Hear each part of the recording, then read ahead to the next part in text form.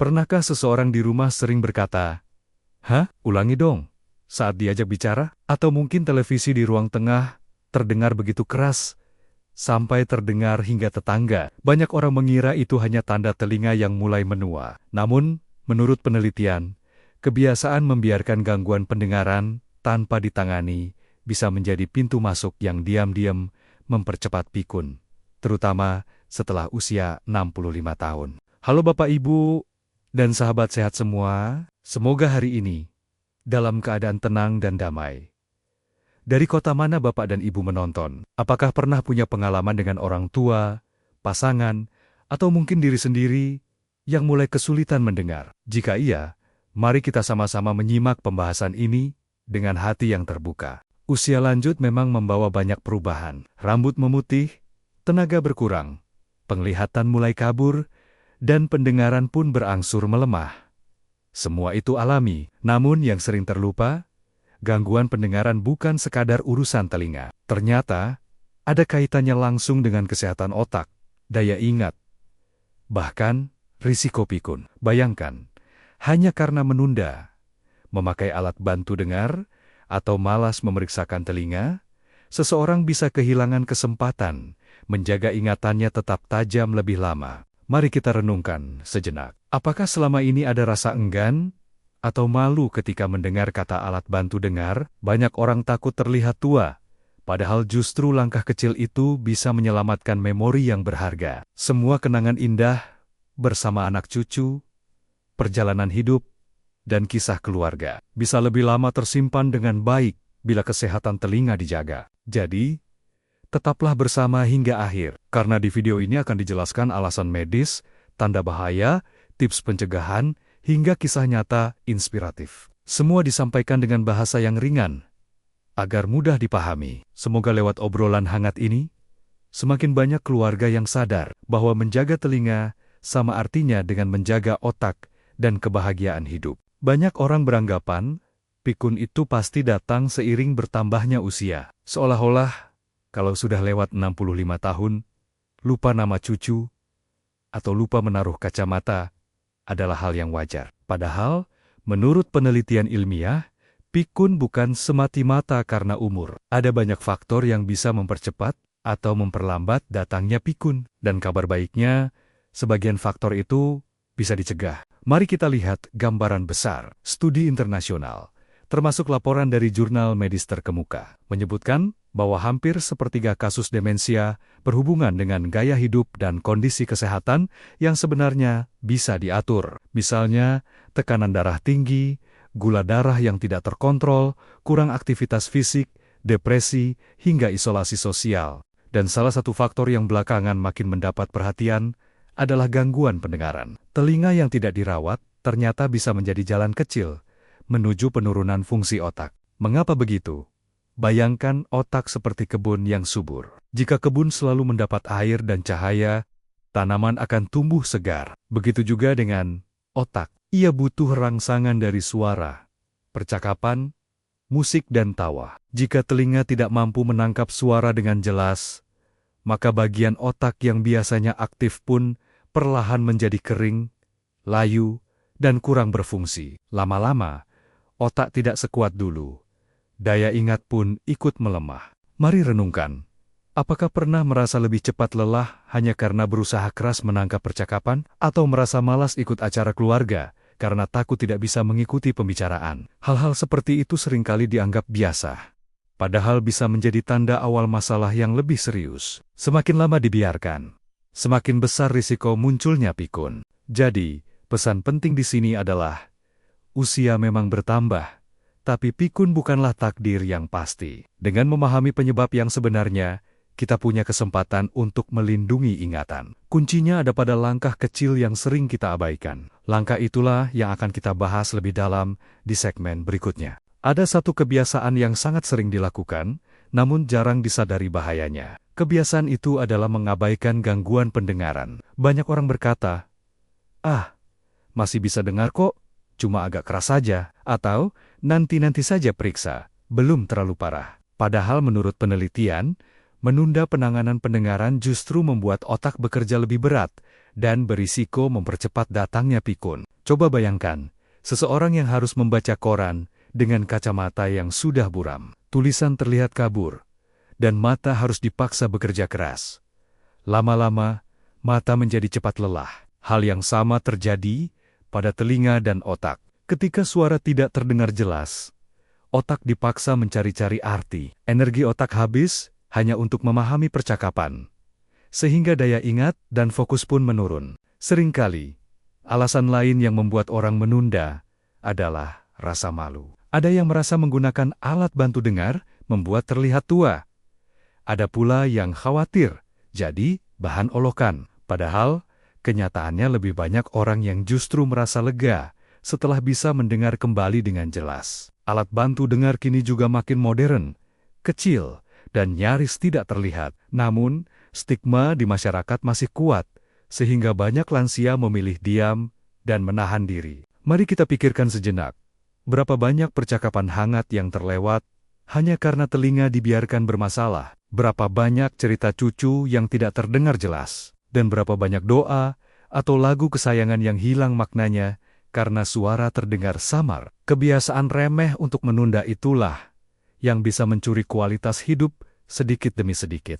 Penting diingat, menjaga telinga bukan hanya soal mendengar. Itu juga soal menjaga kenangan, menjaga hubungan, dan menjaga otak tetap sehat. Jadi, jangan sampai kebiasaan menunda membuat kita kehilangan hal-hal berharga dalam hidup. Segmen berikutnya akan menjelaskan lebih dalam bagaimana sebenarnya telinga dan otak saling terhubung menurut ilmu medis. Banyak orang heran, bagaimana mungkin telinga yang bermasalah bisa memengaruhi otak? Bukankah pikun urusannya dengan memori? Jawabannya ada pada cara otak bekerja. Berdasarkan penelitian, otak kita seperti pusat komando yang selalu menerima rangsangan dari panca indera. Telinga adalah salah satu pintu masuk informasi terpenting. Ketika telinga tidak mampu menangkap suara dengan baik, beban kerja otak meningkat, dan struktur otak bisa mengalami perubahan. Mari kita analogikan dengan jalan raya. Jika jalan lancar, mobil melaju mulus. Namun, jika jalannya penuh lubang, mobil harus pelan, mesin dipaksa kerja keras, dan bahan bakar cepat habis. Begitu juga dengan otak. Suara yang jelas membuat otak bekerja ringan. Tetapi bila suara terpotong-potong atau samar, otak dipaksa menebak-nebak. Energi otak pun cepat terkuras hanya untuk memahami kata sederhana. Akibatnya, bagian otak lain yang bertugas menyimpan memori atau mengatur konsentrasi menjadi kekurangan tenaga. Menurut studi ilmiah besar yang dilakukan di berbagai negara, kehilangan pendengaran yang tidak ditangani berhubungan dengan risiko demensia yang lebih tinggi. Bahkan, dalam laporan medis internasional, gangguan pendengaran disebut sebagai salah satu faktor risiko pikun yang bisa diubah. Artinya, bila kita memperbaikinya, kemungkinan besar otak bisa tetap lebih kuat. Selain itu, ada istilah kurang stimulasi sensorik. Saat telinga jarang menerima suara dengan jelas, bagian otak yang biasanya aktif pun berangsur tidur. Bayangkan seperti kebun yang tidak lagi disiram air, tanaman perlahan layu. Begitu juga otak yang jarang mendapat rangsangan suara. Lama-lama, koneksi antar sel otak melemah. Faktor lain adalah isolasi sosial. Orang dengan gangguan pendengaran cenderung menarik diri karena sulit berkomunikasi. Akibatnya, otak makin jarang dilatih untuk berbicara, mendengar, dan merespon. Kondisi inilah yang mempercepat turunnya daya ingat. Jadi, telinga dan otak punya hubungan erat. Menjaga pendengaran bukan hanya soal bisa mendengar lebih jelas, tapi juga soal melindungi otak dari penuaan dini. Setelah ini, mari kita bahas tanda-tanda bahaya yang sering muncul, tapi kerap dianggap biasa. Sekarang, mari kita bicara tentang tanda-tanda bahaya. Tanda ini sering muncul di sekitar kita, tapi sayangnya, banyak yang menganggapnya wajar. Padahal, bila diperhatikan lebih serius, ini bisa menjadi petunjuk awal bahwa pendengaran sudah mulai mengganggu kesehatan otak. Tanda pertama, sering meminta orang lain mengulang kalimat sederhana seperti, "Apa tadi?" Atau "Ha?"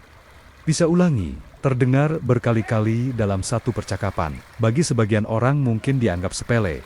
Namun bila terjadi terus-menerus, ini tanda telinga mulai kesulitan menangkap kata-kata. Tanda kedua, volume televisi atau radio yang makin lama makin keras. Pernahkah merasa kaget ketika berkunjung ke rumah orang tua, lalu mendengar suara TV begitu nyaring? Itu adalah salah satu ciri khas yang paling mudah dikenali. Jika hal ini dibiarkan, percakapan sehari-hari pun akan semakin sulit. Tanda ketiga, menghindari keramaian atau pertemuan keluarga. Banyak lansia merasa minder ketika tidak bisa mengikuti obrolan, akhirnya memilih duduk diam atau bahkan tidak datang sama sekali. Dari luar, tampak tenang, tapi di dalam hati ada rasa sedih dan terasing. Keadaan ini bisa mempercepat munculnya rasa kesepian, yang pada akhirnya berpengaruh besar pada daya ingat dan kesehatan jiwa. Tanda keempat, mulai sering lupa. Bukan lupa biasa karena usia, melainkan lupa yang datang bersama kesulitan berkomunikasi. Otak terlalu sibuk menebak kata yang terdengar, sehingga kemampuan menyimpan informasi baru pun berkurang. Mari kita renungkan sejenak, apakah ada anggota keluarga yang menunjukkan tanda-tanda ini? Atau mungkin kita sendiri merasakannya? Jangan biarkan tanda bahaya dianggap angin lalu. Semakin cepat dikenali, semakin besar kesempatan untuk mencegah penurunan ingatan lebih jauh. Di segmen berikutnya, kita akan membahas bagaimana dampak psikologis dan sosial dari masalah pendengaran ini bisa mengganggu kualitas hidup sehari-hari. Gangguan pendengaran tidak hanya soal telinga dan otak. Ada beban lain yang seringkali lebih berat. Beban perasaan. Banyak lansia merasa malu jika harus memakai alat bantu dengar. Ada yang takut terlihat tua, ada yang khawatir jadi bahan ejekan. Perasaan ini wajar, namun jika dibiarkan, dampaknya bisa sangat besar bagi kesehatan jiwa dan hubungan sosial. Bayangkan seorang ibu yang dulu aktif hadir di arisan, rajin ikut pengajian, atau sering bercanda dengan cucu. Setelah pendengarannya menurun, ia mulai jarang muncul. Ia takut salah dengar, takut tidak bisa menanggapi percakapan, akhirnya memilih diam di rumah. Dari luar, mungkin terlihat seolah ia hanya ingin istirahat. Padahal di dalam hati, ada rasa sepi dan kehilangan. Menurut penelitian, isolasi sosial dan depresi akibat gangguan pendengaran bisa mempercepat penurunan fungsi otak. Kondisi ini tidak hanya dialami oleh orang yang bersangkutan, tetapi juga keluarganya. Anak merasa ibunya berubah. Cucu merasa neneknya tidak lagi antusias mendengar cerita sekolah mereka. Perlahan, jarak emosional pun terbentuk. Inilah yang disebut biaya tersembunyi dari rasa malu. Rasa malu yang tampak kecil, ternyata bisa mencuri banyak momen berharga. Namun kabar baiknya, ada banyak cara untuk mengurangi dampak ini. Dukungan keluarga adalah kunci. Saat seorang lansia memakai alat bantu dengar, keluarga bisa memberikan semangat, bukan komentar yang membuat minder. Kegiatan bersama pun bisa disesuaikan, misalnya memilih tempat yang tidak terlalu bising agar percakapan lebih nyaman. Dengan begitu, rasa percaya diri bisa kembali tumbuh. Mari kita tanyakan pada diri sendiri. Lebih penting mana? Menjaga gengsi atau menjaga kenangan bersama orang tercinta? Jangan biarkan rasa malu menjadi tembok pemisah. Karena ketika telinga kembali mendengar, hati pun kembali hidup. Setelah ini, mari kita bahas satu sisi lain yang jarang dipikirkan, yaitu bagaimana masalah pendengaran bisa membawa dampak finansial yang tidak kecil. Seringkali kita berpikir, masalah pendengaran hanya soal komunikasi. Padahal, ada sisi lain yang jarang dibicarakan.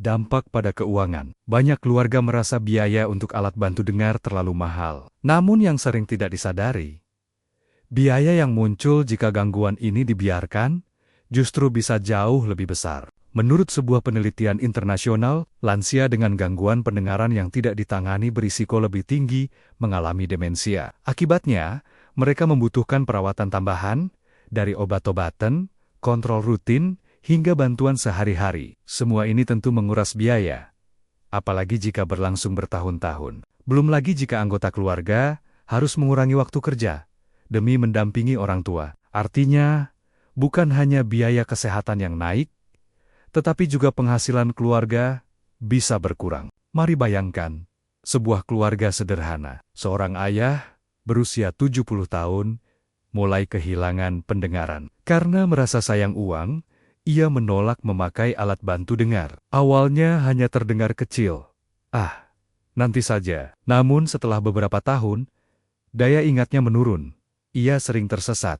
Bahkan perlu ditemani kemanapun. Biaya perawatan yang muncul justru jauh lebih besar dari harga sebuah alat bantu dengar yang dulu ditolak. Analogi sederhana.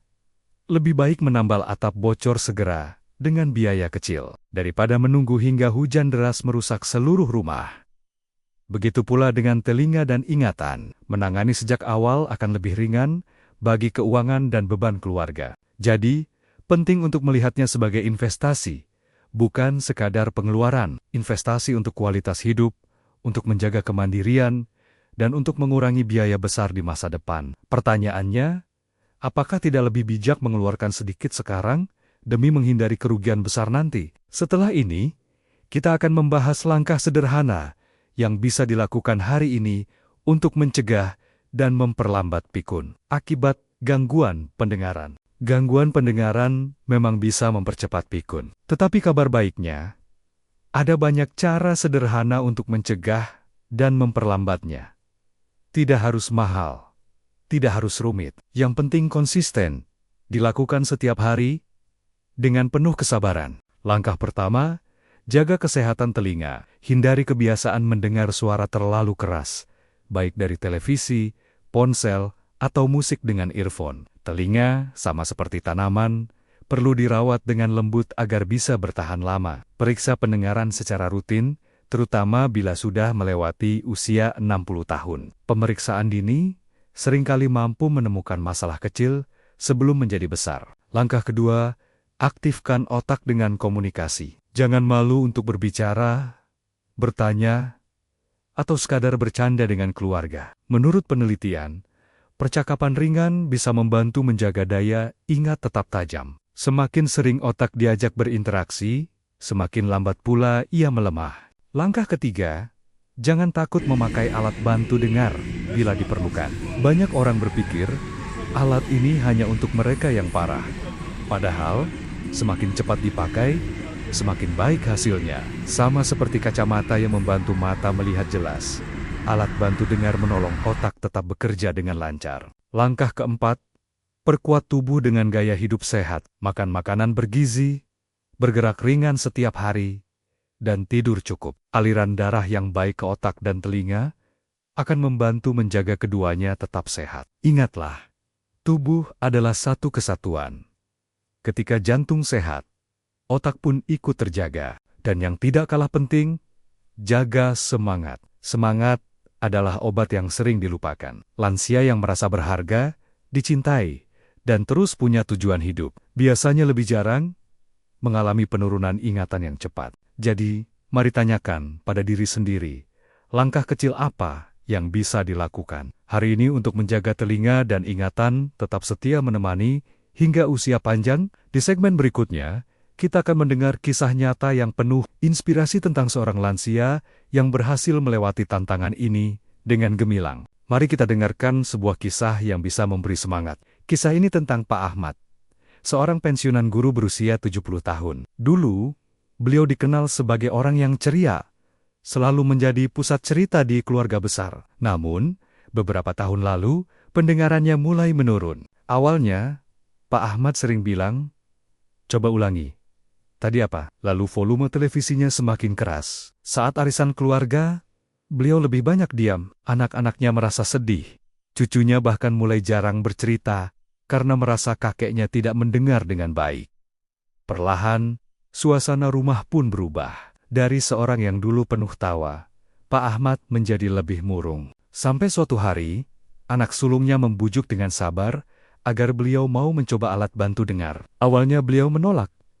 Merasa malu, merasa tua sekali bila memakainya. Tapi akhirnya ia luluh, mencoba, dan hidupnya berubah. Untuk pertama kali setelah sekian lama beliau kembali bisa mendengar jelas suara azan, tawa cucu, bahkan bisikan kecil dari istrinya. Perubahan ini tidak hanya membuat telinganya kembali berfungsi, tapi juga semangatnya bangkit. Pak Ahmad kembali ikut pengajian, rajin hadir di acara RT, dan sering bercerita panjang lebar dengan cucu-cucunya. Ingatannya pun mulai membaik karena otaknya kembali aktif berinteraksi. Kisah Pak Ahmad mengingatkan bahwa perubahan memang tidak mudah, tetapi hasilnya bisa sangat indah. Apa yang dulu terasa seperti kehilangan, ternyata bisa dipulihkan dengan langkah sederhana dan keberanian untuk mencoba. Mari tanyakan pada diri kita, berapa banyak momen indah yang hilang hanya karena rasa takut atau gengsi? Bukankah lebih baik kembali mendengar tawa keluarga daripada terjebak dalam sepi? Setelah ini, kita akan diajak untuk merenung sejenak tentang arti hidup sehat dan hangat bersama orang tercinta. Sekarang mari kita berhenti sejenak. Tarik napas dalam-dalam, lalu renungkan. Hidup setelah usia 60 tahun adalah anugerah besar. Banyak orang tidak sampai di tahap ini. Namun, pertanyaannya, bagaimana kita ingin menghabiskan tahan-tahan emas ini? Dalam kesunyian yang sepi, atau dalam harmoni bersama keluarga dan sahabat? Gangguan pendengaran memang sering dianggap wajar di usia lanjut. Tapi jangan lupa, di balik sunyi ada bahaya. Otak yang semakin lemah, ingatan yang makin kabur, dan hati yang terasa sendiri. Sebaliknya, ketika berani menjaga pendengaran, pintu menuju harmoni terbuka. Obrolan hangat dengan cucu, tawa bersama pasangan, doa yang terdengar jelas di masjid, semua kembali menjadi sumber kebahagiaan. Bayangkan, jika suatu hari nanti, ada cucu yang berlari kecil menghampiri, memanggil, "Nenek, kakek," dan suara itu terdengar jelas di telinga. Betapa indahnya rasa itu. Apakah ada harga yang lebih mahal daripada kebahagiaan sederhana semacam ini? Mari tanyakan kepada diri sendiri.